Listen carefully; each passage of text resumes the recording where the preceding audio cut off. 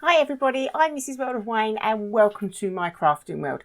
And this time we are on stage 5 of the Cutebee Quiet House.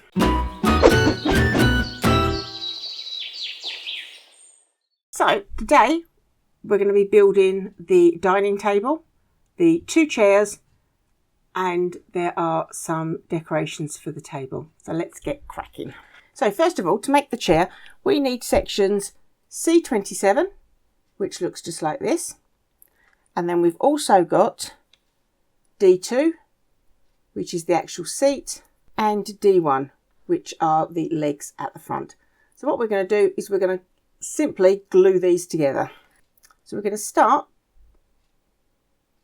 by attaching the seat to the back of the frame along here, and then we can attach the front legs, and then we can put that to one side and let that dry while we get on with the seat cushion.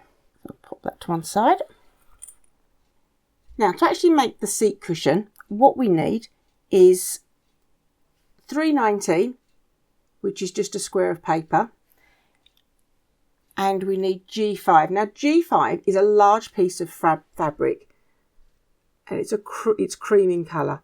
And on the template, what we've got is a template to cut round for the actual seat. So what we need to do is to apply some glue. I'm going to apply it onto the paper, and then we place this on top, and then we fold over the edges. Now you don't want too much glue for this because it is fabric and this is quite thin, so it will seep through. So what we need to do is to place our piece of paper in the centre so that our cutout corners reach the corner of the square as well. And now what we're going to do is we're going to flip it over. We're going to put some glue around the edge, and we're going to fold over these sections here. Now to hold these, you are going to need to hold these down while they're gluing. So you can either sit there for a few minutes using your fingers, or you can use pegs, so normal laundry pegs. They're really good, or a bulldog clip. That will hold it in place as well, because as you can see, it will start to try and flip open. I've actually got these little clips here, so it's going to look like this, and we're going to set that aside to dry for a few moments as well. A few moments later. Now you actually need to make 2 of the chairs, and when they're complete, they're going to look like this. So we'll have 2 chairs for our table. So now what we're going to do is we're going to make the table. And the table is made up of 5 sections. So we've got C25, and these are just fancy edgings. We've also got C4, which is the top of the table, and C26, which are the legs. So once again, we're going to get our glue and we're going to stick these together. Now, as I've said in previous videos, you know, these do take a while to glue or to stick. But the good thing about these kits is there is usually something that you can be getting on with while it's gluing. Now these sections here, they do need to be placed, or they shouldn't be placed at the end because of where the legs go. So what I'm going to do is I'm going to glue all the pieces, paste them, and as I've said in previous videos, because this glue is really good and you can move the pieces around until you've got them in the right place, I can do that. Get the table in the right place. I actually find when I'm making the chairs and the tables, it's actually easier to have them dry the right way up, because that way you know that your legs are at a 90-degree angle. You know that everything is the right height, so that you haven't got wonky leg. So now that I've actually placed all the pieces onto the top of the table, as you can see, they're not quite in the right position, but I can now gently manipulate the pieces until I'm happy with their placement. And now what I'm going to do is I'm going to carefully turn it over. Now, on the actual table, we have a number of items to make. If I actually show you the finished table, then what you can see is that we've got 2 mugs, we've got some flowers, we've got some apples, and we've got what look like 2 really delicious cakes. So we're now going to get on with making those bits and pieces. Now the apples you've seen before. So these were the green beads with the G27 to make the stalks. So there's 2 of those, and I already had those pre-made. The next thing we need to make is a flower pot. And to make this flower pot, we're actually going to use 2 jewellery findings. These are used for holding beads. I think they're called bead cups. So if you make jewellery, this is what you would use. And these were in that bag of all our goodies. So this is H11 and H12. And what this is actually going to create is a little vase. So what we need to do is H10 is going to stay this way. Now if I show you it the other way, you can see it's got a slight curvature to it. I'm hoping if I hold that to that camera, you can see that. So that if it's up this way, it looks a bit like a bowl. We need it to be upside down. Okay, and then to that, we are going to glue this cup section here, and we're going to glue it on the top. So let's get that done. Okay, just a spot of glue. Remember, this glue does dry transparent, so you haven't got to worry about seeing it. And then we're going to turn this upside down, and this is going to stick onto the top like so. And into here, we're actually going to stick some of our yellow foliage. So I'm just going to grab that. So in the kit, we've looked at this before. We have a bag that has lots and lots of different dried flowers in it. We're going to be using some of the yellow stems. God, I've adopted Wayne's colour blindness. And we're going to stick those into the vase. Now we only need a few, and we're just going to take those from the top. But what I'm going to do first of all is just pop a blob of glue inside. The more glue, in all honesty, the better, because you don't want these coming out. Just knocked that slightly. I'm just going to move that back. And I'm just going to snip off some of the bits from the end. Trying not to get them all over the workshop. And with a pair of tweezers, I'm just going to pop them inside. And you can put as many in as you like. It depends how large you want your display to be. I'm going to put a few more in there to give it a little bit of height. I'm going to take these ones, I think. And in true Blue Peter fashion, because we need to make 2 of these, here's one I made earlier. And there you have it. So we've now got 2 really cute little vases of flowers, and they're going to sit on our table. So I'm just going to move those to the side, and we can get on with making the mugs. Now, for the mugs, we need H12, which again is just a small bead. And this is going to form the basis of our mug. And what we also need is a 10mm section of this, which is G28. And you get quite a lot of this. We've already used it before. We used it on the handle of the frying pan in the kitchen. And we're going to use a little bit more this time now to make a handle for our teacup. And this is where it does get really fiddly. So the instructions tell us that what we actually need to do is to bend this so that the gap between is about 4mm. So I'm just going to get some round nose pliers, and I'm just going to bend that through. Now obviously the instructions they give you, they are for guidance. Now what I find is if we just move it higher up, so not down the end, but to a slightly thicker section. Okay, and then what we can do is actually bend that round with our hands. So there's my handle, and what I'm going to do is I'm going to dip the edge of this into the glue, and then I'm going to attach it to the mug.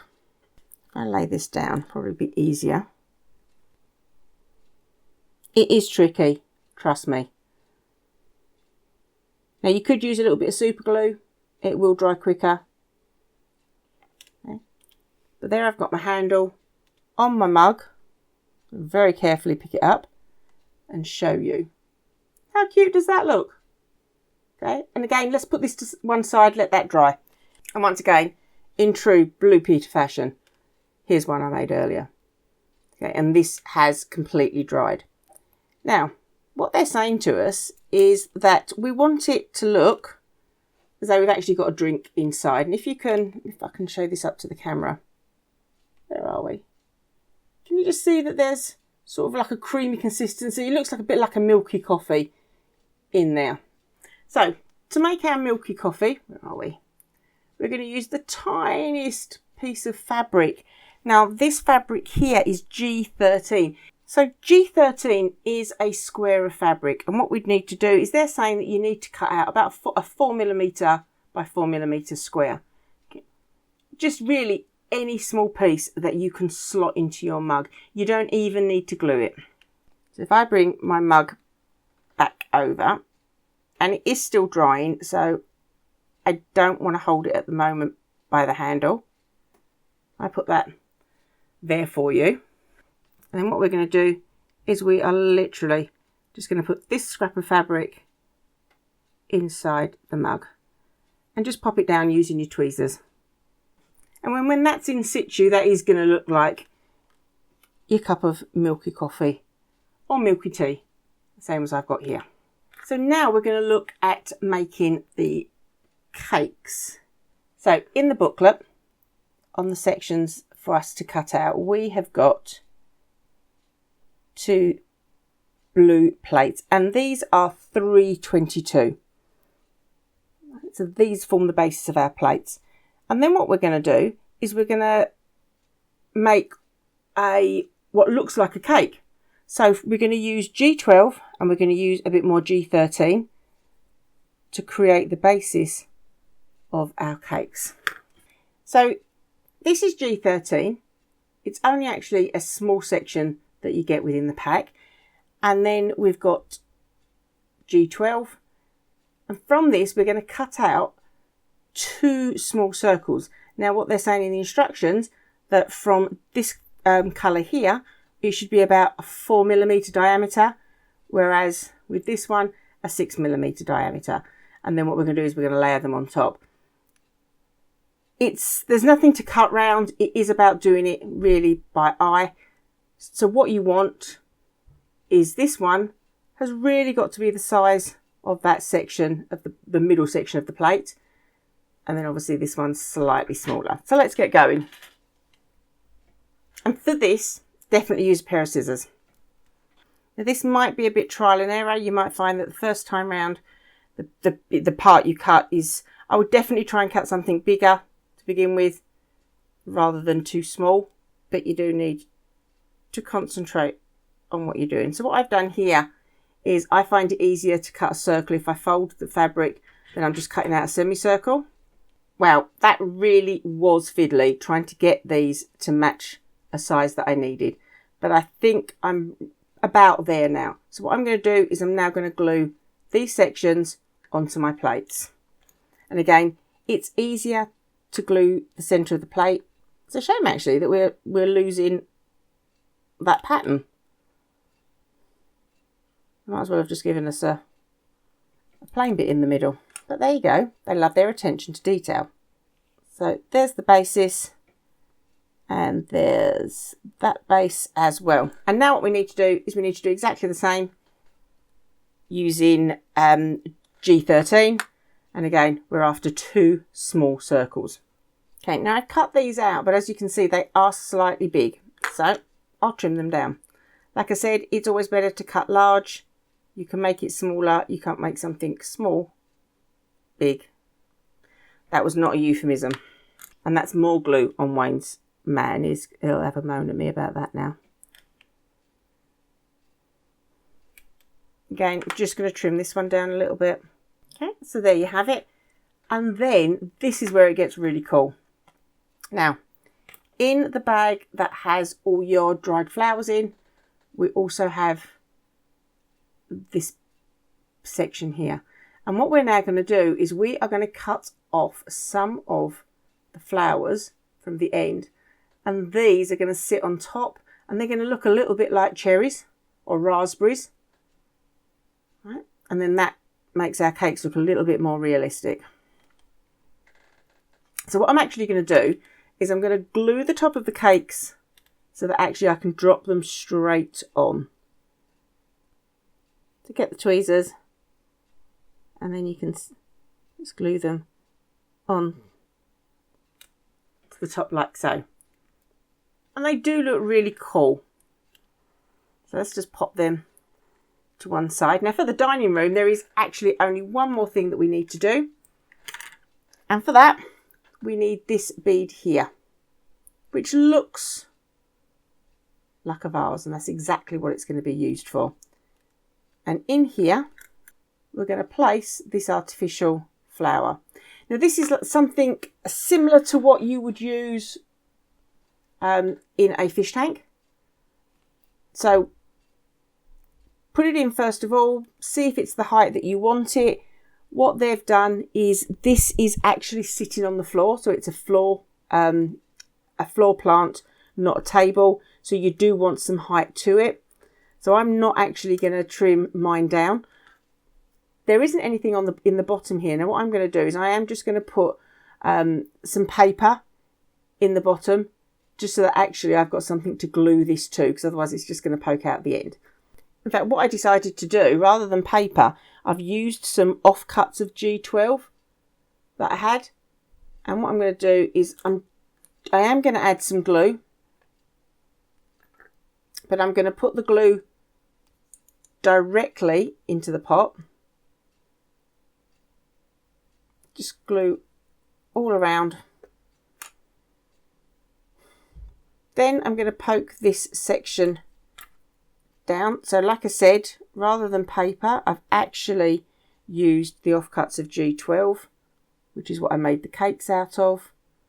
Now in the instructions, they don't tell you to do any of this. This is just something that I decided to do because otherwise the flower is going to come out the end. And obviously you need to make sure that's going to stand up. So you don't want anything poking out the bottom. You do not want a pokey bottom. So that stands up like so. Now obviously, because I've now put something in the bottom of this, this is probably going to be a bit too tall and it'll tip over. So I am going to trim a section off of it. I'm going to add some glue to the bottom, like so. And then I'm going to put it into my plant pot. And again, there you have it. So this plant actually stays on the floor. So I'm now going to bring back my chair. So this was the chair that I made earlier. And onto this, hopefully, our cushion has now stuck. Yep, that's looking really good. It's not flipping open. Now, as you can see, there are some edges. So I am just going to carefully trim those off. Now, as I've said in the past, I am following this exactly how the kit is, using all the elements from the kit. But these are great projects for making your own. You know, scraps of material that you might have at home so that you can do the cushion covers, or the seat pads, I should say, the colour that you want them to be. It might actually be easier if I glue the seat. I think that's because I was talking and wasn't concentrating. So I'm just going to put some glue onto the seat, and I can now place my seat cover